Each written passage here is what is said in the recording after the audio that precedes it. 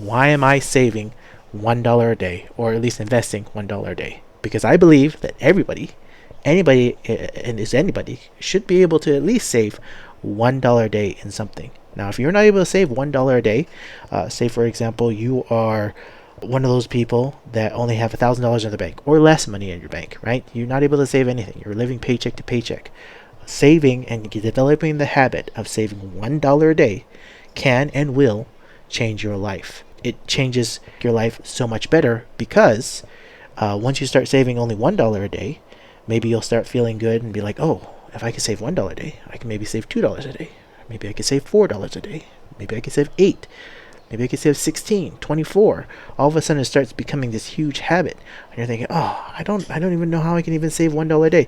If you're buying coffee, you're buying candy, maybe it's your gas. Maybe it's you have to start maybe walking to work. When I was younger and I had bought a junk lemon car and that lemon car broke down, I had to start walking to work 5 miles to go to work. I'm from the island of Oahu on the North Shore, and I had to walk from my house carrying tools because I was an electrician 5 miles to work, and then I had to walk 5 miles back home because I didn't have even money to catch the bus. And when you're in that particular situation, because you're just either in debt or you have all these different things, you want to change your life really quickly. Whether maybe it's the food that you're eating, maybe you're going out, maybe you're eating at McDonald's, maybe Taco Bell, Chipotle, whatever you're eating, try to think of how to save your money to make it go a little bit further. And just $1 a day, anybody can do it. Now let's go ahead and talk about the game that's really changes people's lives, and the fact of investing. Investing is something that everybody has ability to do, but not everybody has the emotional competency to stay in to get good at it. And when I say that, if you see some of my other videos, I know I like to relate the stock market to games and video games. That's because that's my passion. My passion and my love is video games. And I'm not comparing it to a video game where you're, playing the market and losing your money and everything. It's my passion to get better and good at something. And my passion and my ability to get good at something will allow me to use and apply the same concepts, whether it is to investing or anything in life. And after doing my own research, again, I'm not a financial advisor, do your own research. Go out, watch some videos on how financial advice about money, read some books, whatever tickles your fancy on how you learn to become better at it is important. And I'm only giving you advice on what I learned, what I did. And I have my own strategy, my own goal. I'm buying in and I'm holding for the long term. And the reason why I'm buying in and holding for the long term is because you're taxed differently. There's a difference between day traders and there's a difference between investors. I mentioned Warren Buffett in my last video. If you don't know who he is, Google him. Look up who is Warren Buffett. What has he done? How did he become successful? If you look at anybody in life, they spent years and years and years. And compared to today, you have the resources to learn how all those people became successful. A lot of times, people took years and years to change how their emotions. If you're looking at this, looking at this chart, and if this scares you, if this was your money, say for example, if this was $50,000 and this was your money, and all of a sudden your money started going down and down and down, and it dropped to maybe $20,000, and you're panicking, I'm losing this money, then you are not emotionally prepared to do investing. Any money that you put in, and I'm going to relate this to a video game, you're sticking money in and going to an arcade. If you go to an arcade, you stick 25 cents in, or whatever it was at the time, or whatever it is today, $1, or maybe it's $5 to play one game. That money is gone. This money doesn't exist anymore. It's not yours. You are now playing the game. And if you all of a sudden take that concept and you're trying to play the game for tickets and winning tickets to turn into actual prizes, that's the concept that you have to think of for investing, at least for me, and how it works. This money's gone already. Every single cent, and whether or not how I actually play the game and get good at it or bad at it, that's what really matters. And then what you do with your tickets afterwards, because everybody has their own way to actually and to turn their tickets into prizes. And then what you do with those prizes is what really matters. So if you turn your prizes in and you get those prizes and you're, oh, I got my nice prize, I got my Xbox, I got my PlayStation, or I got whatever it is that tickles your fancy at the arcade, a stuffed animal, whatever it is, you got your prize. And then you walk away well, then yeah, you made a good price. You won big. But how I'm doing my investments, how I'm changing my strategy, is you come over here to investments and accounts and under history, and I come over here to change this to dividends. I am taking it and taking a whole nother step further. I'm taking my prizes and reselling them off to other people. And I'm taking that cash and putting it in my pocket. That's how dividends are seen for myself. You're reinvesting what you have back into it, and then I keep some of the profits for myself, which are the dividends are, and then I'm going ahead and buying more and keep going. And that's a totally different concept. Everybody can think of it how you want. You can call me absolutely crazy. Leave me a comment below. Tell me, oh, this is a good idea. This is a bad idea. Whatever tickles your fancy. But it's all about the emotional. This money's not mine anymore. I'm playing a game. And the game only stops when I decide to stop. When I decide to stop playing this game. Now, cryptocurrencies. There's lots of controversy in cryptocurrencies. Why are you investing in cryptocurrencies? Well, because I have a long-term goal and a plan in it. I'm investing in cryptocurrencies, and I'm investing in a whole bit of different strategy. You can see Bitcoin's crazy up again. It's already at 24,000. We already dropped down to 21,000, so it's at 24,000. But cryptocurrency has its own controversy where I'm doing these other different coins where I'm expecting to hold on to it for a longer period of time, and whatever I make from it, once I turn a profit or enough profit, I'm going to dollar cost average out. Don't just dollar cost average in. $1 a day, right? We'll start dollar cost averaging out. Everybody wants things quick. Everyone wants, sell it all now. Sell all it. I have found, and from other people listening and doing the research, dollar cost averaging out is an important step. Not just buying in, but also getting out. And when you get out, you have to take the tax implications into effect. If you're selling in less than a year from whatever you bought, so if you bought Shiba Inu today for $1, if you sell it in less than a year time period from today, from a year later, you get taxed as regular income. And you have to really take that into account. So if I hold all these different investments for long enough, I can get taxed at a lower bracket because now I'm investing. I'm not a day trader. I'm not putting this a part of my money or my accounts.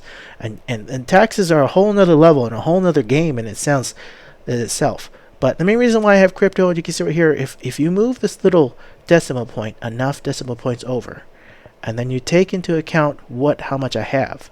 So basically 7 million, right? 7 million. And if Shiba Inu eventually, it may never, right? I may lose all my money, but I'm willing to wait. I'm willing to wait and leave, just $77 in there, or $1 a day, or however much it reaches, $365, in the time, and just watching it grow. And maybe it will be $600 or $700 in 2 or 3 years, or whatever it's at that particular point. This can change into $70,000 if it's just 1 penny. If Shiba Inu reaches 1 penny, then that's what it reaches. And then I would take all that money, and my strategy after that is to take it and reinvest it into dividend stocks. Because dividend stocks I see as a long term going to pay me, because I have to think of my retirement. I'm already almost 40. I only got 20 more years to go. I'm taking higher risks. But I'm taking higher risk in a strategic way where I'm investing and dollar cost averaging $1 in every single day. I'm buying when it's low, right, when it gets low, and I'm buying when it's high. So even here, when it's going low, I get excited. The reason I'm getting excited, I'm not getting depressed, and this is the minority mindset. This is where you have to change your mindset completely. I'm investing, and all of a sudden, when it's down here, who knows what will happen in a year from now? Maybe it'll be down, maybe it'll be up. Now, honestly, I also planned for this as well. I had planned that this year, everything is planning to drop 30 to 60%, if not more. I honestly believe and feel like a recession is bound to happen in some form or fashion. If you look at history, recessions happen. It's a constant up, it's a constant down. And if you are prepared for it, then you won't be surprised, and you won't get that emotional, oh, I need this money. All the money I stuck in here is like a video game. I took it, I put it in. I don't plan to see this again for 20 years. I don't need this money for 20 years. This money, I don't need it. It's not an absolute necessary for me that this money that I need it. I won't have to cash it out. There's no emergency. I have my emergency fund. I have my food fund. I have all my different savings saved up because I've developed that concept of $1 a day, and I grew it and I grew it and I grew it to where I was saving enough money where this amount of money is not going to affect me 20 years from now. Whatever I do with it, it's not going to affect me. And you have to apply those concepts. If you are not at that stage and you are at the stage of, oh, I only have $300 in the bank, I'm living paycheck to paycheck, change your life. And it doesn't matter how old you are. Everybody's financial situation is different. Okay, people that are retired and older, they have a different financial situation. Maybe they can't even invest in dividends, but find a way to make your money work for you. From reading all my watching all those different videos, reading all those different books, they always tell you all these different strategies. None of that matters. What they're teaching you is to think for yourself, for your own financial situation, and figure it out.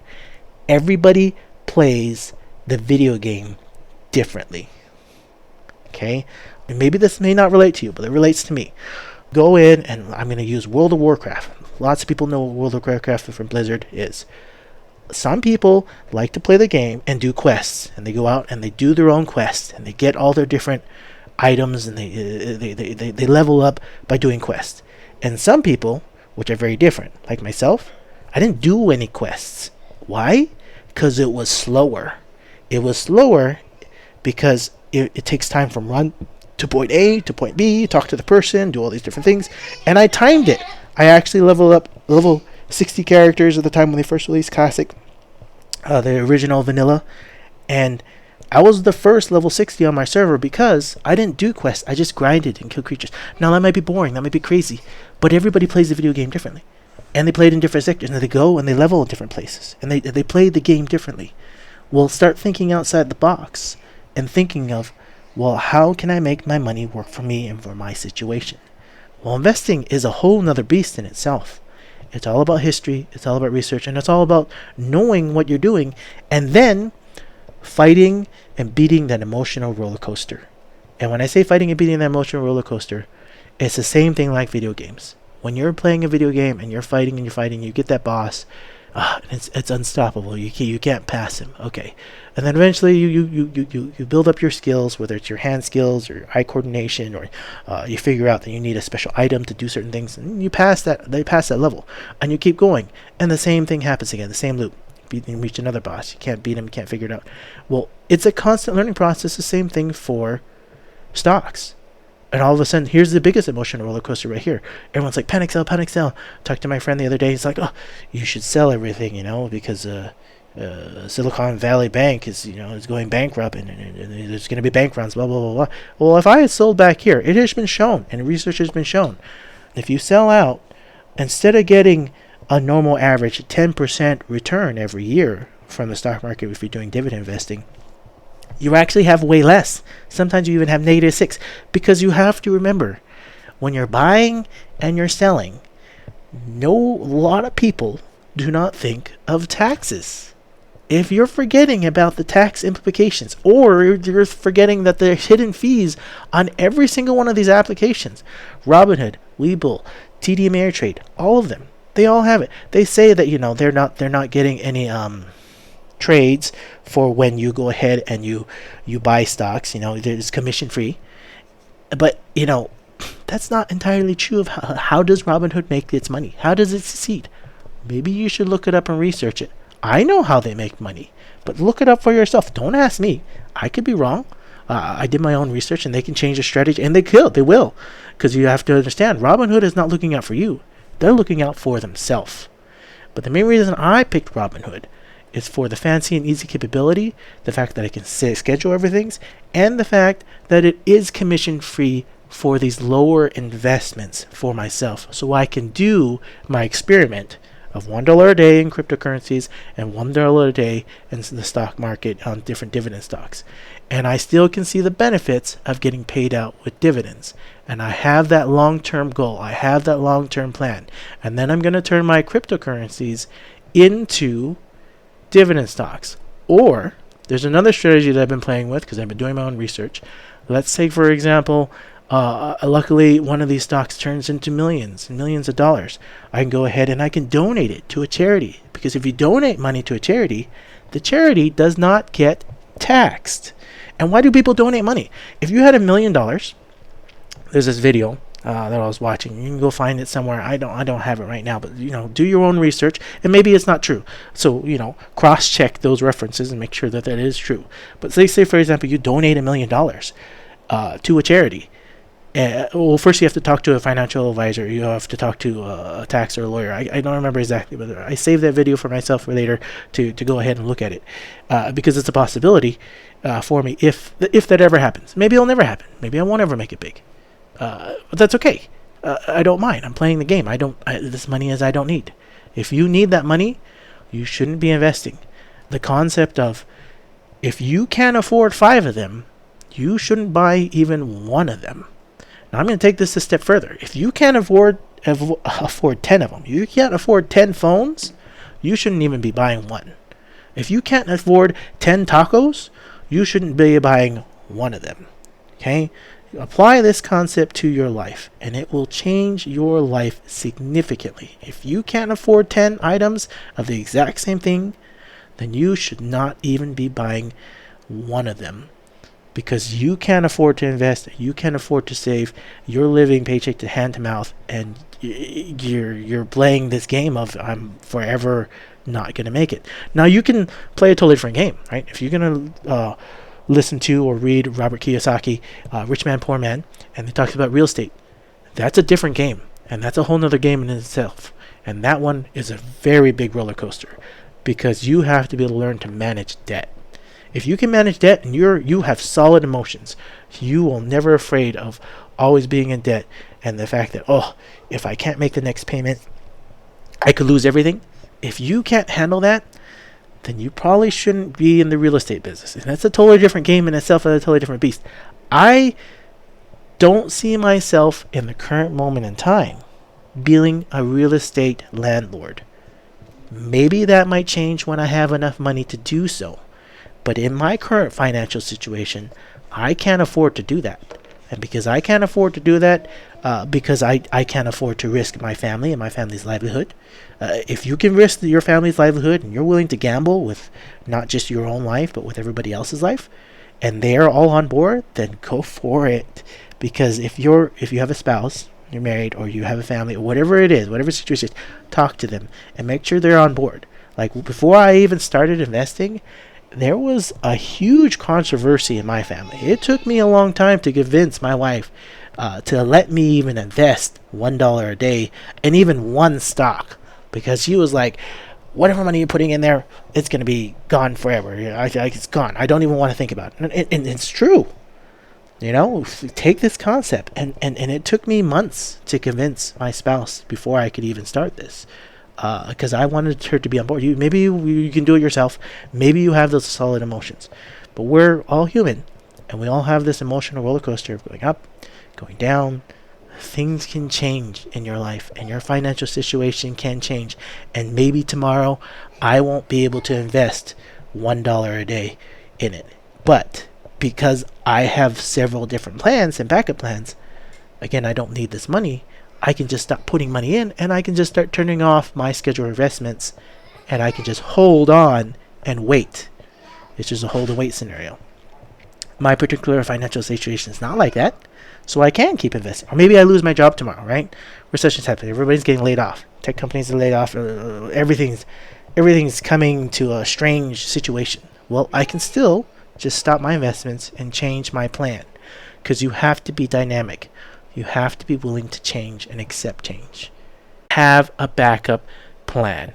My videos and the content that I am producing is mainly to help you in some form of fashion to maybe start thinking outside of the box.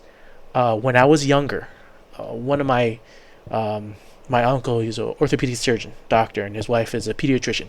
And I would say they're very well off, right? And they have a lot of very well off friends, doctors, lawyers, and other things.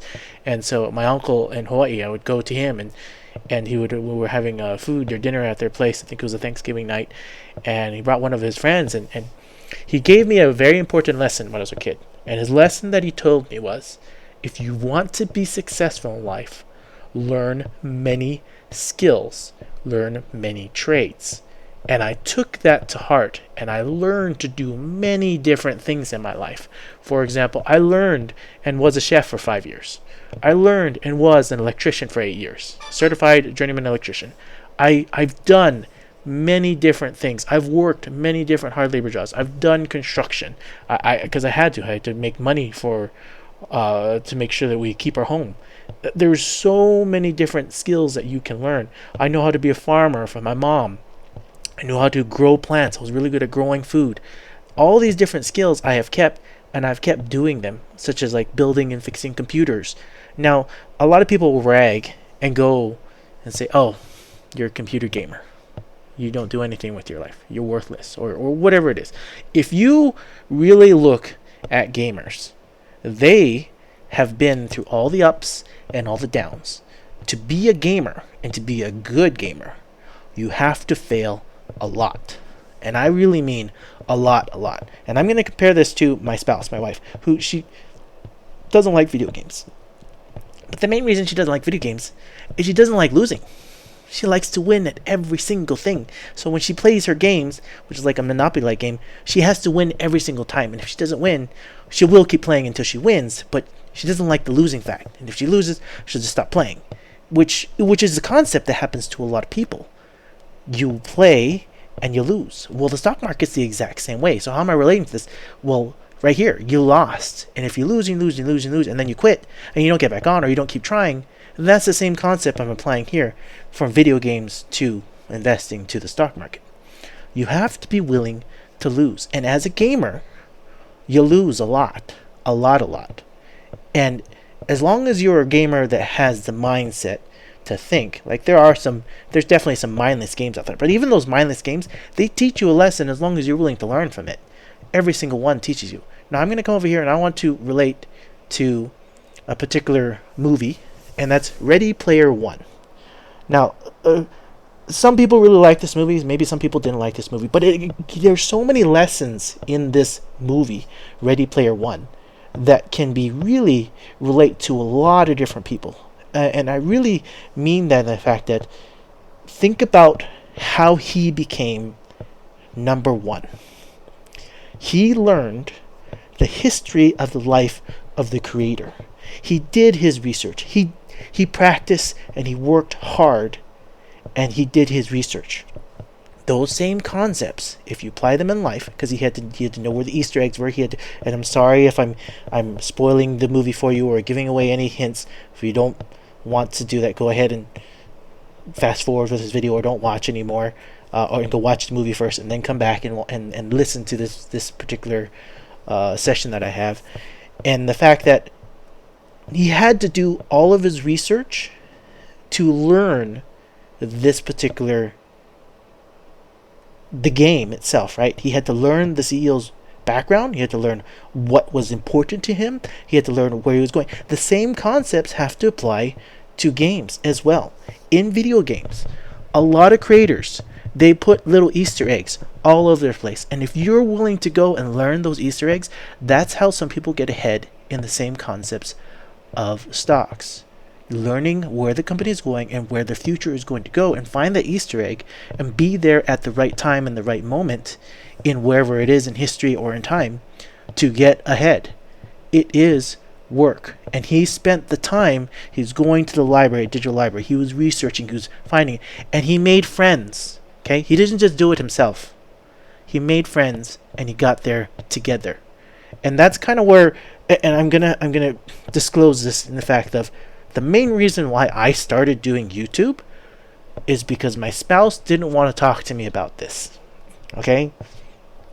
I'm just going to admit it. I wanted to talk to somebody. I didn't have many friends externally that I could talk to in the same situation. So I started these YouTube videos to actually talk to other people and just share my story, because I was going nuts sitting there thinking, I really need to share this with other people so that they can understand the thought process, and then I can double check myself and hold myself accountable to what I'm actually doing and keep myself sane, because I am subject to the same emotional roller coaster. When things like these happen, even in video games, no matter how strong you think you are, when money or the game in your sense, right? And I still, yes, I'm holding to my concept of it's a video game putting in an arcade. The emotional things are happening to you is still gonna hit you, no matter who you are, right? Nobody likes to lose. Everybody likes to eventually win. But the same concept here is in Ready Player One, right? They lost and they kept losing, and then they had the subjects were the numbers. I can't even remember the names. It's been a while since I watched this movie, but it's everything in the movie relates to hard work, dedication, learning, history, and working as a team and bringing them together. One guy, yes, the radio player, he succeeded the most, but he brought along friends to help keep him sane and to help pick him up when things are needed. And then they helped him in the most critical times. Everybody needs those help in the support lines. Now, maybe you don't have a spouse, maybe you don't have those type of things, but maybe you have friends. Talk to your friends and check and make sure that you're staying sane. Check with good friends, okay? I'm not talking about bad friends. I'm not talking about friends that are going to kick you down and throw you down. And those life lessons are also learned in video games as well. I'm going to use this example back in Warcraft 3. Warcraft 3, a Blizzard game, a real-time strategy game. So really, really loved that game. It first came out, and I became very competitive. I was so competitive that when it first came out, and I wanted to play really critically, I started straight into multiplayer games, 3v3 PvP competitive play. And I played a lot for the whole first year it was released. And after the first year release, I created a brand new account. 3v3, I was playing, and I was doing constantly all wins. I was at 32 wins, 0 losses, 3v3 as a team, or playing as a team.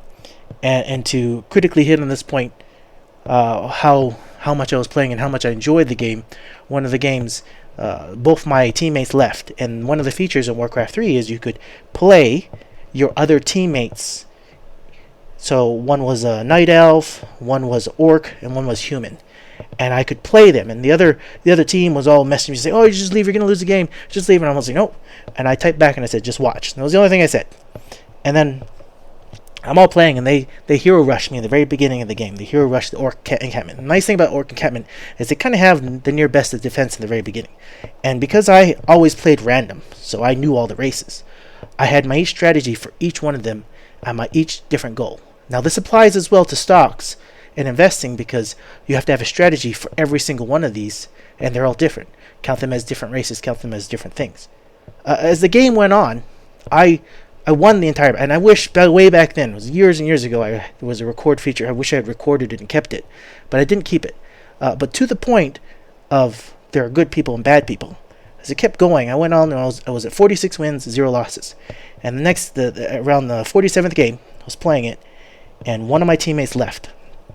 And I had one teammate there. And the same team, not the same team, but another team, the team of 3, messaged again, "You just leave, you're going to lose, blah, blah, blah, blah." They rushed him. I was controlling 2 players by myself. And the other teammate was doing his own thing, building up, never doing anything. With 2 players alone, I was fighting 2 versus 3 in a sense, because the other guy wasn't doing anything.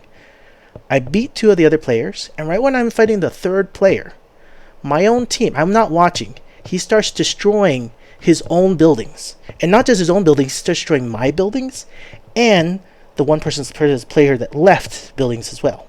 Now, there's no notification when your own teammate starts attacking your own buildings. Back then, I don't know if they changed it now. And the pure fact that he did that, and then right at the very end, where he killed off all my workers, all my builders, and I couldn't do anything, all of his own and all of the other teammates. So I had no chance of rebuilding, no chance of doing anything. And he types, "Haha, you have a loss now." And that was the point where I realized there are people that want to see you fail. And I learned that lesson. And that was the last ranking PvP game I ever played on Warcraft 3. The very last. I was ranked number 8 in the world at the time for my win-loss records, because I didn't have any losses. My first loss on the and I quit playing ranked games. I played non-ranked games, and I still played with friends after the fact, but that was the last ranked game I played, because I realized there really are people out there that just want to see you fail. They just want to see you burn, and they don't care what it takes. He was on my own team. He could have got a 1. We could have won. We could have kept going up, but because for whatever reason, maybe I played with him in a match before. I tried to look at the history. I didn't see he ever play with him before. I don't know how he knew I didn't have any losses. Maybe, well, there is a way you can just check your stats at the time, but there really are people like that. And it's the same thing goes for stocks. And the same thing goes for YouTube. There really are people out there that want to trick you and want to see you fail. And I don't see myself as one of those people, and I hope I never ever somehow mistakenly do that to somebody. And if I do, I 100% apologize. That is not something, that's not my intention. I don't ever want to work together as a team and see somebody fail. I want to see people succeed. I want to see them grow in life and become better as a team. If you're on my team, then we're there to win. Now, if you're on the other team and we're playing against each other, it's a game. And if it's a game, yeah, of course I want to beat and win. But if you're on the same team and you're supposed to be on the same team, like how the game rules are supposed to be, then I want to see you succeed with me as a team. So that's my 2 cents on that. And how does this all apply to stock market? Well, it all relates. Everything relates in my life, because video games are my passion. Video games are my love, to what I learned and how I become better at it. And then getting back up and keep going and learning those skills and learning to become better. And maybe this doesn't all relate to you. Maybe you watch movies and you're just watching it for entertainment. But every movie tells a story. When I was younger, my dad, huge movie buff, huge movie critic, would watch tons of movies. I remember one day we'd go to the movie theater. I was this young, and my mom was about food. She would feed me. Or my dad was about movies, and we would go to the movie theater, and then we would buy multiple movie tickets, 3 movies, and we'd go to a movie, and we would watch a movie, and as soon as that movie's done, we'd get out, we'd go to the next movie theater with our tickets in hand. We weren't doing it, sneaky or illegal. And we would go to the next movie theater, and I was like, I just want a hot dog, Dad. So, but the movies, in his mind, was a teaching lesson. And I remember also as a kid, he taught me in a totally different way. I'd ask him a question, and he would never give me a straight answer. He'd answer my question with another question, and it drove me nuts. But he even explained it to me. I'm teaching you to think for yourself. And I appreciate his lesson even to today. Because there was never a moment I didn't have the time to decide for myself or make my own mistakes, which I made a lot of mistakes when I was a kid. I'm going to happily admit I was the black sheep in my family. I made a lot of mistakes. I did a lot of bad things and good things, but I did a lot more bad things, and I learned from those mistakes and I grew from them. Because if you're listening to this, right, and I know somebody messaged that they're homeless, why does it relate? I was in all of those situations at one point in my life. There was even a point where I ran away from home, and I left home for a whole several months. I didn't go home, and I learned the lesson to survive on yourself. Homeless, no food, no money, nothing, right?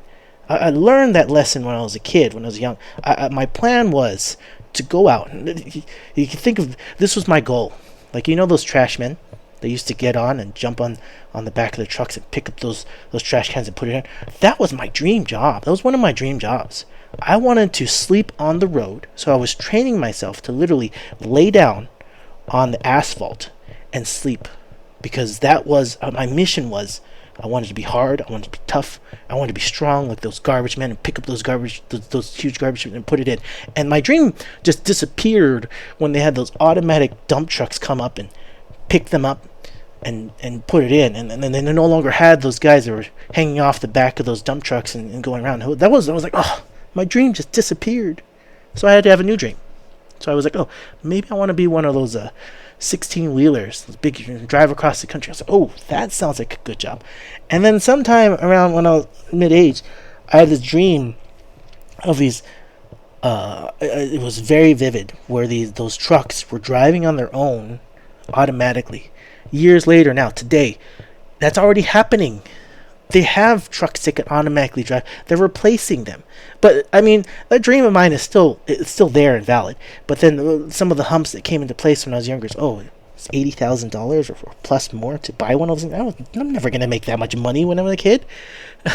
So all these different dreams and things, they change. Everything changes, and I'm trying to relate to the fact of, if you are in the dumps and you have a dream or you don't have money, then, and yes, maybe you're homeless and you're working and you still are homeless because of all these different things.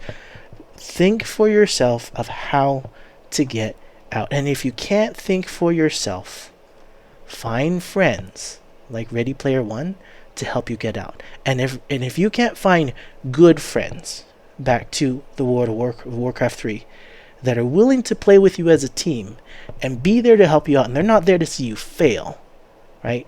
That's what you need in your life. And if you have friends that are not there to pick you up and help you as a team to work together to a successful goal in life, then stop playing their game and go find a new team and play with that team as a video game.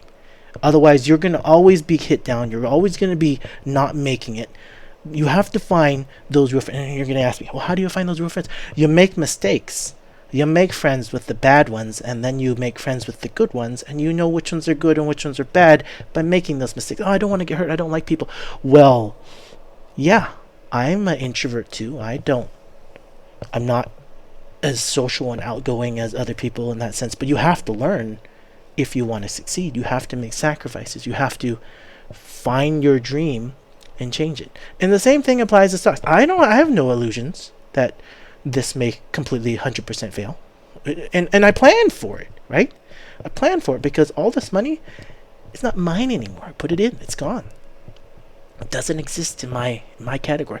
And everybody's mindset's different. Everybody's financial situation is different. I'm not here giving you financial advice. I'm not telling you to buy or sell any stocks or assets. I'm literally giving you my own story and my own life lessons of, this is what's happened. How do I fix it? Or how do I change it? What can I do differently to become better at whatever I am that I'm doing? And find those friends, find those people that are there to lift you up. And movies, let me relate this back to movies and near everything in life, if you take the good and the bad, right? There's good news, there's bad news. You take it all together and you build a foundation and you say, this is how I want to live my life. I want to be a good person. Or some people is like, I want to be a good person, but I'm a bad person. Well, how do you change that? Right? Look at yourself. Look at what you do. Look at your actions, and make those changes to hopefully be a better person. But everybody makes this. There are some people out there, and I'm not there to blame them. Right? They really don't know better. Like when you approach somebody that's being mean to you, aggressive to you, using bad words or whatever they're doing, and they're beating you up. Maybe they don't even know what they're doing. They may have been raised that way. In their childhood, things may have been going really tough for them. I'm going to relate to a book here that I really, really enjoyed. This is not a kid book at all. David Goggins. If you don't know who David Goggins is, I recommend him. And the main reason I recommend him is his life is tough. And that he has 2 books, Can't Hurt Me and Never Finished. And if you want a life that's tough, hard, gone through it all, David Goggins' life has been through that. And when I read his book, I was like, man, his life when he was a kid, it relates to me on every single level. And I was just like, wow, that's a story I can relate to, because it feels like the same things happened to me, and the same ups and downs and beating up. And maybe that doesn't relate to you. Maybe this has no feeling and nothing at all. But find a way to change your life and invest, or not invest, but change your financial situation, however it is for yourself. Everybody is different. Whether you're really like you're young, you're middle-aged, you're already in retirement, and you don't know what to do with your money. You don't know how to do it. Go talk to a financial advisor and get advice for yourself. Talk to not just any financial advisor, right? Find somebody that's there to help you. They're not just there for their paycheck. They're there for you. Find those people.